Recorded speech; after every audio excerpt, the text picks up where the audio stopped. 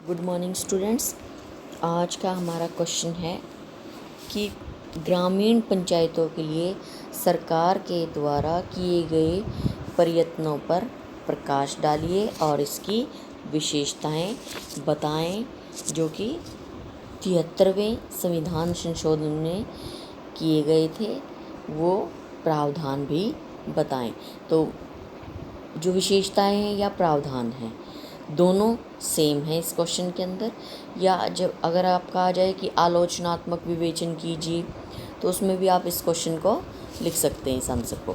ठीक है, तो पहले हम करेंगे भारत में पंचायती राज व्यवस्था का क्रमिक विकास कैसे हुआ। तो फर्स्ट पॉइंट है गांधी जी की ग्रामीण स्वराज्य की धारणा और भारतीय संविधान के अंदर पंचायती राज व्यवस्था का प्रावधान रखा गया। 20वीं शताब्दी के अंदर गांधी जी ने पहली बार पंचायती राज संस्थाओं को लोकतंत्र का आधार मानकर उन्हें पर्याप्त शक्तियां देकर दोबारा से जीवित करने की इच्छा प्रकट की, ताकि ग्रामवासियों को सही मायने में स्वराज मिल सके। और गांधी जी की पहल पर ही भारत के संविधान में अनुच्छेद 40 जो है शामिल किया गया। इस अनुच्छेद के अंदर क्या प्रावधान रखा गया कि राज्य पंचायतों को मजबूत बनाना है और उन्हें ऐसी शक्तियां और अधिकार देने हैं का कदम उठाया जो उनके स्वशासन की इकाइयों के रूप में कार्य करने के लिए ज़रूरी हो। तो ये अनुच्छेद संविधान के तहत राज्य के नीति निर्देशक सिद्धांतों का एक हिस्सा बना, लेकिन इसे कार्यान्वित करने के लिए कोई कानून नहीं बनाया गया। दूसरा, सामुदायिक विकास कार्यक्रम। स्वतंत्रता के बाद ग्रामीण क्षेत्रों का समय आर्थिक विकास करने के लिए राष्ट्रव्यापी सामुदायिक विकास कार्यक्रम शुरू किया गया। इस कार्यक्रम के अंदर स्थानीय समुदायों को शामिल करने के लिए एक प्रभावी संस्थागत तंत्र की आवश्यकता महसूस की गई। इसके अंदर बलवंत राय मेहता समिति रिपोर्ट प्रस्तुत की गई।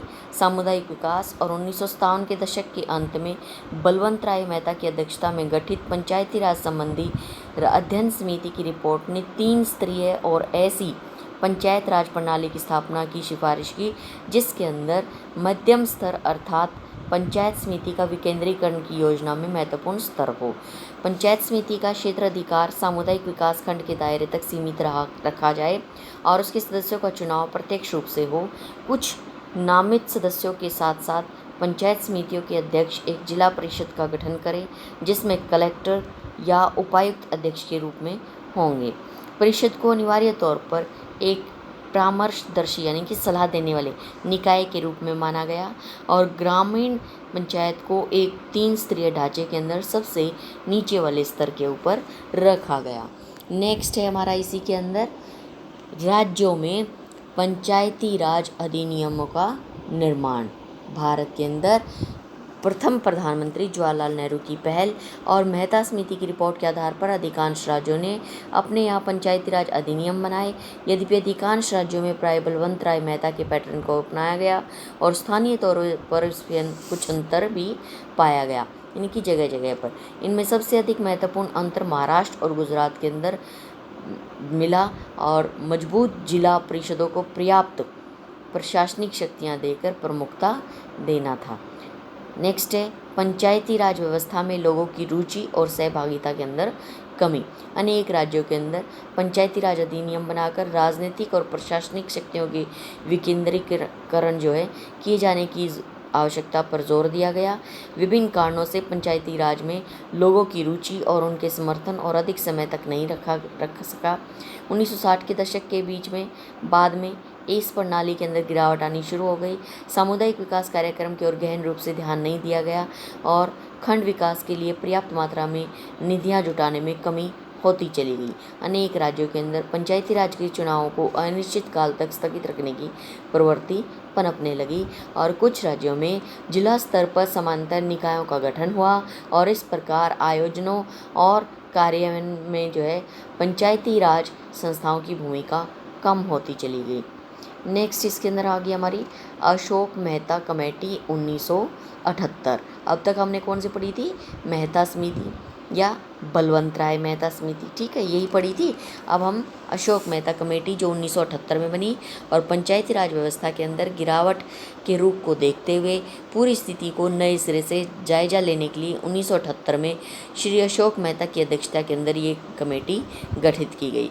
इस समिति ने 2 स्तरीय ढांचे की सिफारिश की, जिला स्तर पर जिला परिषद की और तालुका स्तर से नीचे 20,000 से 30,000 की जनसंख्या वाले गाँव के समूह के लिए मंडल पंचायत की।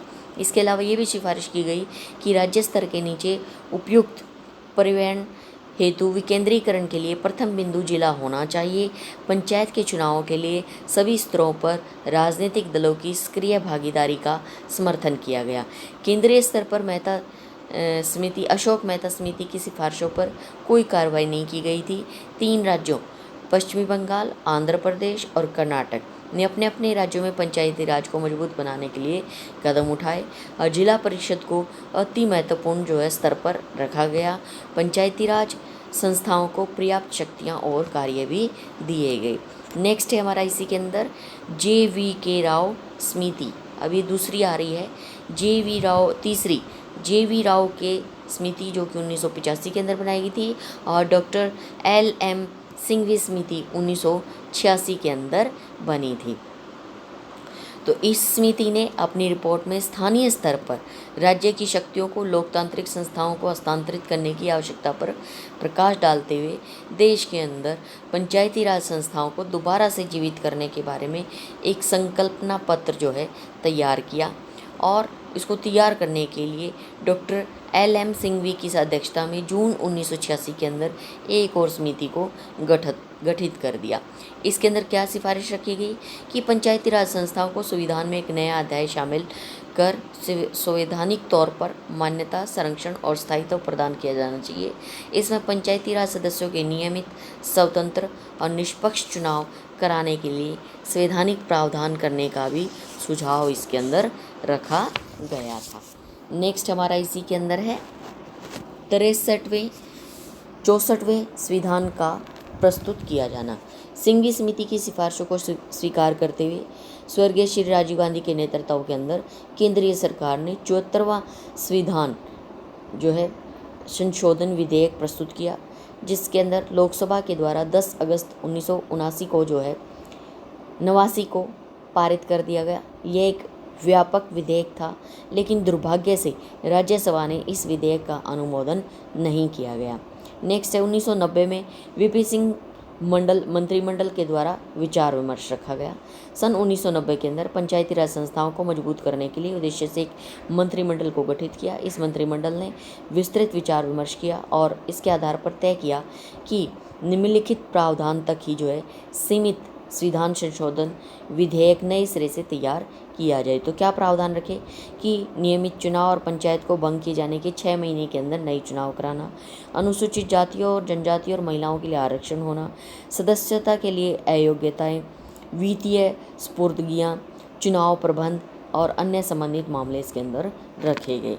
नेक्स्ट है इसके अंदर मुख्यमंत्रियों का सम्मेलन 1990 के अंदर। तो इस मामले में जून 1990 के अंदर मुख्यमंत्रियों के सम्मेलन में तत्कालीन प्रधानमंत्री ने रखा। सम्मेलन के अंदर संविधान संशोधन विधेयक को प्रस्तुत करने के प्रस्ताव का समर्थन किया गया।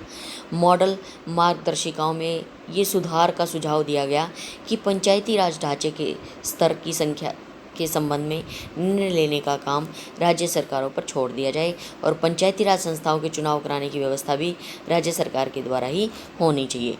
मुख्यमंत्रियों के सम्मेलन में आम राय के आधार पर मंत्रिमंडल के द्वारा 1990 के अंदर संशोधन विधेयक और मार्गदर्शिकाओं अनुमोदित की गई और इसके बाद निर्णय लिया गया कि पंचायती राज संस्थाओं और शहरी स्थानीय निकायों दोनों के लिए सामूहिक संविधान संशोधन विधेयक होना चाहिए। विभिन्न राजनीतिक दलों के नेताओं के साथ किए गए विचार विमर्श के आधार पर विधेयक में और संशोधन किए गए। ग्राम सभा के संकल्पों को भी विधेयक में परिभाषाओं के एक भाग के रूप में शामिल किया गया। नेक्स्ट और लास्ट है इसके अंदर कि 73वां संविधान संशोधन विधेयक 7 सितंबर 1990 के अंदर तैयार हुआ और इसके अंदर राजनीतिक परिवर्तनों के कारण जो है इसे पारित नहीं किया गया था इससे पहले। और इसके बाद यह 16 सितंबर 1991 को वो दोबारा से जो वर्तमान सरकार आई उसके द्वारा 1991 के रूप में व्यापक संशोधन कर प्रस्तुत किया गया, जिसे बाद में विस्तृत जांच के लिए दिसंबर 1991 में संसद के संयुक्त चयन समिति के सामने फिर दोबारा से लाया गया। और संयुक्त संसदीय समिति के द्वारा यथासूची विधेयक के बारे में सरकार के द्वारा विभिन्न राजनीतिक दलों के प्रतिनिधियों के साथ व्यापक विचार विमर्श करके आम सहमति के आधार पर इसके अंदर जो ज़रूरी थे वो दोबारा से सुधार किए गए। और लोकसभा के अंदर 6 दिसंबर 1992 में और राज्यसभा में 23 दिसंबर 1992 को लगभग एक मत से जो है इस विधेयक को जो है अंतिम रूप में पास कर दिया गया। तो निरंतर और अथक प्रयास से ही समिति जो है जितना समय था उसके अंदर 17 राज्यों से इस विधेयक पर अनुसमर्थन प्राप्त करना संभव हो पाया था। तो विधेयक भारत के राष्ट्रपति को उनकी सहमति के लिए प्रस्तुत कर दिया गया था। 20 अप्रैल 1993 को राष्ट्रपति को उनकी सहमति प्राप्त हुई और 24 अप्रैल 1993 से संविधान के अंदर जो है 73वां संशोधन अधिनियम 1993 जो है लागू कर दिया गया था। तो नेक्स्ट अब हम इसकी बात करेंगे कि 73वें संविधान संशोधन विधेयक की प्रमुख विशेषताएं बताइए। अगर आलोचना के रूप में आता है क्वेश्चन तब भी आप इसे लिखेंगे, अगर आपसे प्रावधान पूछे जा रहे हैं तब भी आप इसी आंसर को जो है इसके अंदर लिखेंगे। तो 73वें संशोधन अधिनियम 1993 के लागू होने से पंचायती राज व्यवस्थाओं को संवैधानिक दर्जा मिला। और 73वें संविधान संशोधन अधिनियम की विशेषताओं को इसने दो भागों में बांटा, एक अनिवार्य और दूसरा ऐच्छिक। तो अनिवार्य कौन सी हैं? जो संवैधानिक भी हैं और ऐच्छिक भी हैं, जिन्हें राज्य की इच्छा पर छोड़ दिया गया है। तो अनिवार्य के अंदर क्या क्या है? ग्राम पंचायत का ग्राम स्तर पर गठन होना, ग्राम सभाओं का गठन होना, 20 लाख से ज़्यादा संख्या वाले राज्यों में त्रिस्तरीय यानी कि ग्राम स्तर, ब्लॉक स्तर और जिला स्तर पर पंचायती राज व्यवस्था की व्यवस्था करना, प्रणाली की सभी स्तर पर सभी पदों के लिए सभी राज्य सदस्यों का सीधा चुनाव होना, मध्यम व शीर्ष स्तरों पर अध्यक्ष का अप्रत्यक्ष चुनाव होना, अध्यक्ष व सदस्यों के लिए न्यूनतम आयु 21 वर्ष रखी गई है। अनुसूचित जाति और जनजाति के लिए उनकी जनसंख्या के अनुपात में गुणात्मक आधार पर पंचायत के सदस्यों एवं अध्यक्ष के पदों का आरक्षण देना, पंचायतों में 1/3 पदों पर जो है महिलाओं के लिए जो है आरक्षण जो है देना, यानी कि वो किसी से भी हो, अनुसूचित जाति से, जनजाति से, कि जो है मतलब 1/3 जो है इन महिलाओं को आरक्षण दिया गया है। नेक्स्ट जो इसने बताया वो है हर 5 वर्षों में नियमित रूप से पंचायत के चुनाव कराना, भंग या बर्खास्त होने की स्थिति में 6 महीने के अंदर नए चुनाव करवाना, इन संस्थाओं की वित्तीय स्थिति की समीक्षा करने और इन्हें राज्यों के द्वारा वित्तीय संसाधनों के आवंटन की सिफारिश के लिए 5 वर्ष के लिए वित्त आयोग का गठन करना, राज्य निर्वाचन आयोग की स्थापना करना और संपूर्ण जिले की विकास योजना का मसौदा तैयार करने के लिए जिला नियोजन समिति का भी गठन करना। तो ये अनिवार्य थे। अब ऐच्छिक में क्या रखा गया कि सांसदों व विधेयकों को जो है मध्यम स्तर व उच्च स्तर पर वोट देने का अधिकार, पिछड़ों को आरक्षण देने का अधिकार, संविधान के अनुसार पंचायतों को स्वशासन के संस्थान के रूप में कार्य करने की शक्तियाँ व अधिकार दिए जाना और आर्थिक विकास और सामाजिक न्याय के लिए योजना बनाना। नेक्स्ट इसने बताया मतलब ये उपयुक्त स्तरों पर पंचायतों को दी जाने वाली शक्तियाँ और दायित्व थे। ये 2 दायित्व हैं, कौन कौन से? आर्थिक विकास और सामाजिक न्याय के लिए योजना बनाना।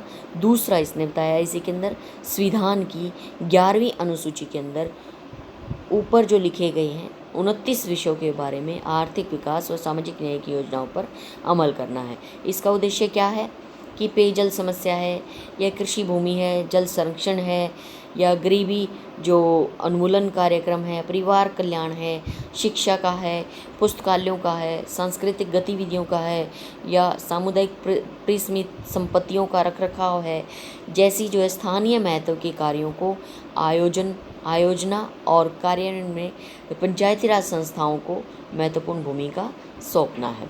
नेक्स्ट है इसके अंदर तो कर, शुल्क, उपकर व फीस लगाना, उन्हें वसूलना और उन्हें बांटना। नेक्स्ट है इसके अंदर 73वें संशोधन से ग्राम सभाओं को एक संवैधानिक दर्जा मिला। इस अधिनियम के अंतर्गत गौण वनोत्पादों के स्वामित्व, विकास योजनाओं की मंजूरी, विभिन्न कार्यक्रमों के लाभ के लिए चयन, भू अधिग्रहण के बारे में सलाह देना, गौण जलाशयों आदि का प्रबंध करना, खनिज पट्टों के नियंत्रण और नशीले पदार्थों की बिक्री के नियमन, अनुसूचित जनजातियों की भूमि के अवैध हस्तांतरण को रोकना, ऐसी हस्तांतरित भूमि वापस दिलाना, गांव की मंडियों के प्रबंध करना, अनुसूचित जनजातियों को दिए जाने वाले ऋण पर नियंत्रण करना और सामाजिक क्षेत्रों में संस्थाओं और कार्यकर्ताओं के नियंत्रण संबंधी शक्तियाँ दी गई हैं इनको। नेक्स्ट हमारा इसी के अंदर है कि पंचायत मंत्रालय सदस्य एवं कार्यकर्ताओं के प्रशिक्षण और उन्हें जागरूक बनाने के लिए राज्यों को सीमित वित्तीय सहायता उपलब्ध कराना है। यह पंचायती राज संबंधी प्रशिक्षण और जागरूकता उत्पन्न करने वाले कार्यक्रम को चलाने के लिए जन कार्यों और ग्रामीण प्रौद्योगिकी उन्नति के लिए परिषद के माध्यम से गैर सरकारी संगठनों को वित्तीय सहायता प्रदान कर रहा है। वह स्वयंसेवी संगठनों संस्थाओं से पंचायती राज संबंधी अनुसंधान व आकलन जो है अध्ययन भी कराता है। नेक्स्ट हमारा इसी का पॉइंट है कि मूल्यांकन में क्या रखा गया। ठीक है, 73वें संशोधन विधेयक भारत में पंचायती राज व्यवस्था के अंदर सुधार लाने के प्रयास किया गए। विद्वानों का इस विधेयक के संबंध में विचार ये था कि इस विधेयक से पंचायती राज व्यवस्था में अनेक सुधार हुए हैं। इसमें अभी भी अनेक कमियां रह गई हैं, जिनके चलते यह विधेयक अपने उद्देश्यों में पूरी तरह से सफल नहीं हुआ है। तो सुधार की संभावनाएं क्या रखी गई, तो पहला इसमें पॉइंट रखा गया कि संघीय ढांचे की व्यवहारिकता। इस अधिनियम के द्वारा भारत के संघीय ढांचे को व्यवहारिक बनाने की दिशा में एक कदम बढ़ाया गया। यह सत्ता के विकेंद्रीकरण की ओर कुछ हद तक सही कदम था। इस विधेयक में ग्राम सभा की कानूनी सत्ता खड़ी की गई। इसके अंदर जो है स्थानीय स्वशासन में जनता की भागीदारी बढ़ेगी। इसके अलावा चुनाव आयोग और वित्त आयोग जैसी संस्थाओं को भी स्तर पर लाया गया। अब राज्यों के पास अपना बिल आएगा और चुनाव आयोग हो सकेगा। वित्त आयोग और चुनाव आयोग दोनों हो सकेंगे। इससे जो है राज्यों पर केंद्र का नियंत्रण कम होगा। दूसरा, स्थानीय स्वशासन में जनता की भागीदारी की निश्चितता। अभी तक पंचायती राज संस्थाओं के चुनाव कराने की कोई कानूनी बाध्यता राज्य सरकारों के समक्ष नहीं थी। इसका परिणाम ये था कि राज्य सरकारें प्राय इन संस्थाओं के प्रति उपेक्षा का व्यवहार करने लगती थी और प्राय समय पर इसके चुनाव नहीं करवाती थी। लेकिन 73वें संशोधन के बाद अब पंचायतों के चुनाव हर 5 साल के बाद कराने का कानून बन गया और इसका पालन न होने पर अदालत का दरवाज़ा खटखटाया जा सकता है। नेक्स्ट है इसके अंदर हमारा महिलाओं की भागीदारी की निश्चितता। इस अधिनियम के द्वारा पंचायतों में कुल सीटों का 1/3 स्थान जो है महिलाओं के लिए आरक्षित किया गया। यह आरक्षण अनिवार्य रूप से करना होगा। इससे स्थानीय स्वशासन में महिलाओं की भागीदारी बढ़ेगी, जो लोकतंत्र की सफलता के लिए ज़रूरी है। भारतीय समाज के अंदर जब तक महिलाओं की पूरी हिस्सेदारी नहीं होगी, हम जनतंत्र को सार्थक नहीं बना सकते हैं। नेक्स्ट है हमारा इसी के अंदर अनुसूचित जाति, जनजाति और पिछड़ी जातियों के लिए जो है आरक्षण जो है इसके अंदर इसकी व्यवस्था रखी गई और राज्यों को पिछड़ी जातियों को भी जो उचित आरक्षण दिए जाने का इसके अंदर प्रावधान रखा। इस प्रकार से पिछड़ी जातियों को अब अनिवार्य आरक्षण प्रदान कर दिया गया। इससे सामाजिक न्याय की स्थापना की तरफ एक कदम और बढ़ा है। अब विधेयक की कमियां और कुछ सीमाएं हैं, तो वो कमियां क्या हैं? सबसे पहले इसने बताई अफसरशाही को जनता के प्रतिनिधियों से कहीं अधिक शक्तियाँ प्रदान करना। 73वें संविधान संशोधन के बाद विभिन्न राज्यों ने अपने अपने पंचायती कानूनों में सुधार किए, जिनसे पता चला कि अफसरशाही जनता के प्रतिनिधियों से कहीं अधिक शक्तियां उन्हें प्राप्त थी। दूसरा, असंगत आर्थिक शक्ति संरचना में आरक्षण की अव्यावहारिकता। भारत में ग्रामीण शक्ति संरचना के अंदर भूमि एक महत्वपूर्ण तत्व है। कुछ लोगों का अधिकार है। जब तक भूमि के रूप में परिसंपत्ति अनुसूचित जाति, जनजाति व पिछड़े वर्गों को प्राप्त नहीं होगी, तब तक पंचायतों में इन वर्गों की प्रभावी हिस्सेदारी नहीं हो पाएगी। जहां पर सरपंच अनुसूचित जाति के व्यक्ति बन गए, वहां भी जो है वास्तविक शक्ति प्रभुत्व संपन्न जातियों के पास ही रही। भूमि स्वामियों ने नौकरशाही के साथ मिलकर पंचायतों की कार्यप्रणाली को खत्म कर दिया और वर्तमान सुधार के अंदर यद्यपि पिछड़े वर्ग और महिलाओं को आरक्षण प्रदान किया गया जो स्वागत योग्य है, लेकिन ग्रामीण आर्थिक शक्ति संरचना के अंदर कोई परिवर्तन की योजना प्रस्तुत नहीं की गई। ऐसी स्थिति के अंदर पिछड़े, महिलाएं, गरीब और अशिक्षित वहाँ पंचायतों में उनकी भागीदारी के विकास में कहाँ तक सफल हो सकी है। दूसरा पॉइंट इसने क्या रखा कि राजनीतिक इच्छा शक्ति का इसके अंदर अभाव है। इनकी विकेंद्रीकरण से अभिप्राय स्थानीय संस्थाओं को राजनीतिक और आर्थिक दोनों तरह के अधिकार जो है हस्तांतरित करने से, जिससे ये संस्थाएं शासन और विकास के लिए स्वयं निर्णय ले सकें। इस अधिनियम के द्वारा विकेंद्रीकरण राज्य स्तर से थोपा गया है और पूर्ण रूपेण विकेंद्रीकरण के लिए केंद्र व राज्य स्तरीय राजनेताओं की राजनीतिक इच्छा शक्ति बहुत ही ज़रूरी है। जब तक राजनीतिक इच्छा शक्ति नहीं होगी, ये संस्थाएं भले ही इन्हें संवैधानिक स्तर मिल जाए, राज्य स्तर की एजेंसी ही बनी रहेंगी। इस संबंध में जॉर्ज मैथ्यू ने इस तथ्य पर जोर दिया। उनका कहना है कि कई राज्य पंचायतों को शक्ति देने के इच्छुक नहीं है। राज्य सरकारों की सत्ता के विकेंद्रीकरण की इच्छा नहीं है। दूसरी तरफ राजनीतिक नेताओं को अपनी सत्ता इसके सही प्रयोग से घटती नजर आएगी, क्योंकि नेताओं की इच्छा ये रहती है कि छोटे से छोटे स्तर की राजनीति में उनका नाम हावी रहे, ऊपर रहे, और पंचायतों के अपने बिल्कुल स्थानीय नेता होंगे तो एमएलए लोगों का प्रभाव क्षेत्र कुछ कम हो जाएगा। इस वजह से इसके सुधार में भी इनके बहुत जुड़ाव नहीं हो सकता है। इसके सामने तीसरी समस्या अफसरशाही खड़ा कर सकती है, क्योंकि नौकरशाहों को विधायकों, मंत्रियों की मातहती को मंजूर है, लेकिन पंचायतों के अधीन रहना उनके अहम के खिलाफ होगा। उन्हें लगता है कम पढ़े लिखे गवारों के बीच काम करना उनकी शान के खिलाफ है। चौथा इसके अंदर क्या पॉइंट रखा कि प्राइमरी स्कूल और ट्रेड यूनियन भी जो है पंचायतों के अधीन आने के विरोध है। तो शुरुआत से ही सही रूप में कार्यान्वित करने में अत्यधिक कठिनाई आएंगी और राजनीतिक इच्छा शक्ति के अभाव में यह अधिनियम अपने उद्देश्यों में सफल जो है नहीं हो सका है। तो आज का क्वेश्चन हमारा यहीं पर कंप्लीट होता है। आशा करती हूँ आपको पिछले क्वेश्चन भी समझ में आ गए होंगे और ये भी आपको समझ में आ रहा है। आप इसको साथ साथ याद करते रहें, घर पर बने रहें। तब तक के लिए धन्यवाद।